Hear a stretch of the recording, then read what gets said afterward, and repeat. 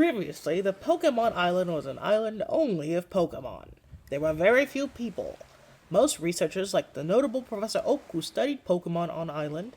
However, 3 years ago, there was proven to be the existence of the Pokémon Mew on the island. Because this was a very rare Pokémon, this attracted a crowd with many trainers who sought Mew, so the island was soon filled with trainers. Many of them were very skilled and famous. Others came to this island to challenge them, and soon, the island became a great meeting point for battles, which led to the creation of many tournaments, which also brought many viewers. Many things happened in the last 3 years. The island has become home to a great battle place, the Colosseum, and trainers were classified according to their victories there. Many new Pokemon were discovered on the island, and others even being released into the wild by their trainers, some even going to stores. Most were discovered, however, by explorers living in places never even visited before.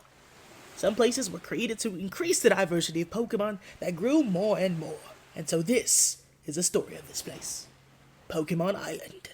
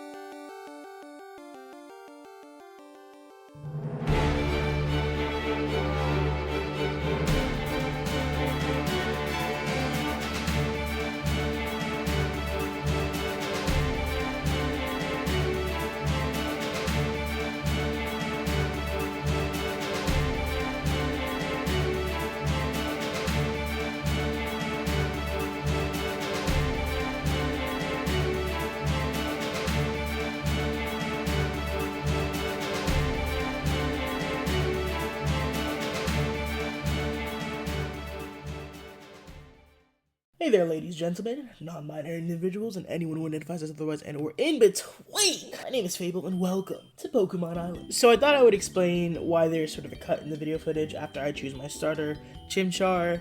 And I'll go into a little bit why I decided to choose Chimchar in a bit. I had initially tried to record this on OBS. In the past, I had used OBS for literally everything. When I get a better laptop, I will continue to use OBS. If it can handle it, hopefully it will at that point. It'll be higher end than what I currently have. To which the previous footage was so bad that it was not even picking up the text that the tutorial person was saying, and I was skipping frames, and I wasn't even properly walking on the map, so I looked for another recorder. I'd had this issue before, but not nearly as bad, and when I tell you Xbox Game Bar has been the smoothest, least taxing recorder for a low-end laptop I've ever used, it is great. But I'm glad I specifically decided to re-record this bit because I did not show in the main footage that I first recorded with Xbox Game Bar. I didn't show me picking the starter nor setting my difficulty to 80% decrease in stats, which is going to affect a lot in this playthrough. I didn't think of it as a big deal. I thought, oh, I'm an expert pro gamer. I can handle a little hard mode. It was at this moment that he knew. He fucked up.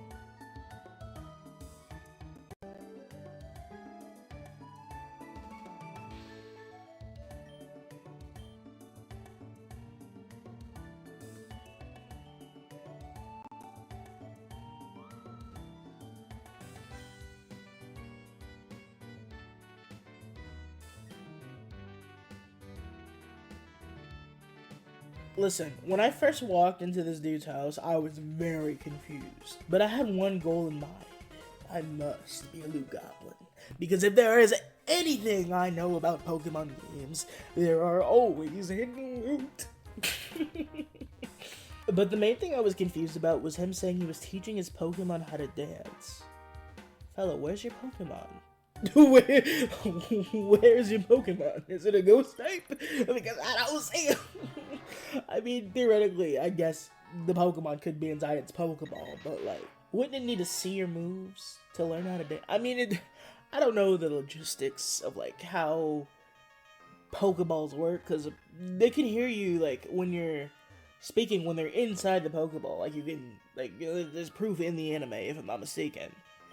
But how are you gonna teach them how to dance from inside the Pokemon? Anyway, if you have like any insight on this topic, feel free to comment, because I was very confused. I think they may have just forgotten to put a Pokemon in this person's house, but yeah, it doesn't make sense because there's Pokemon in other people's house, and like they're confused noises.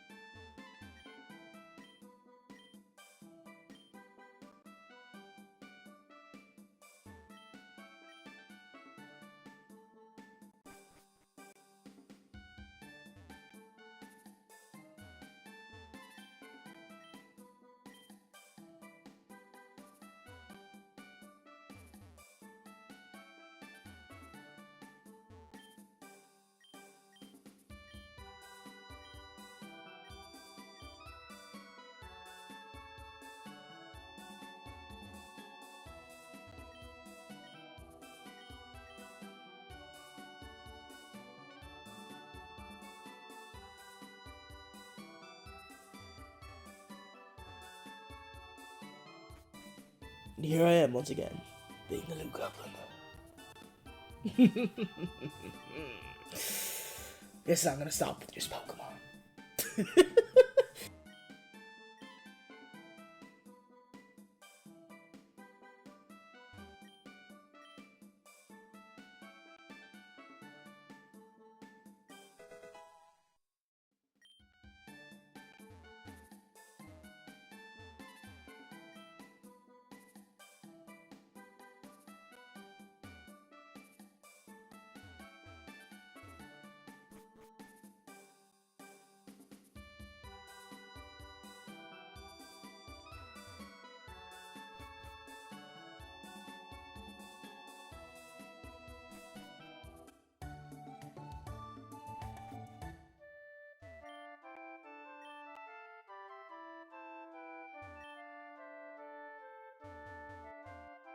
Did anyone else think they were gonna do the Rhydon versus Bulbasaur debate?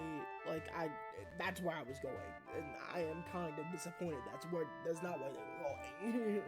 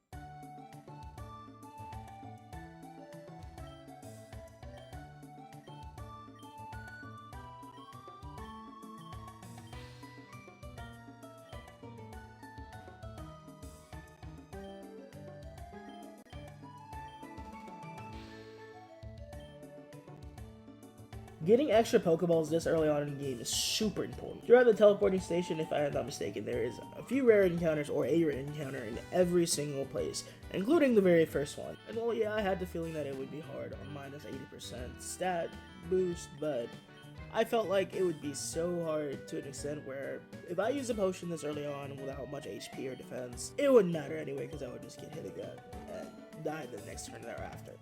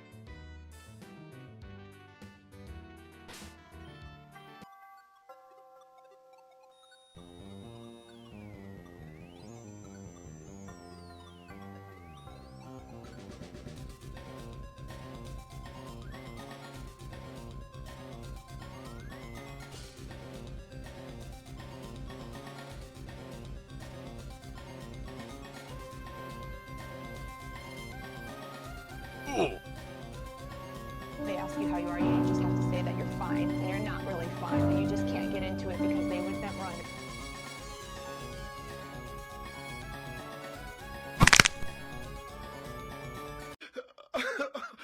Oh my God, my Shayla, my.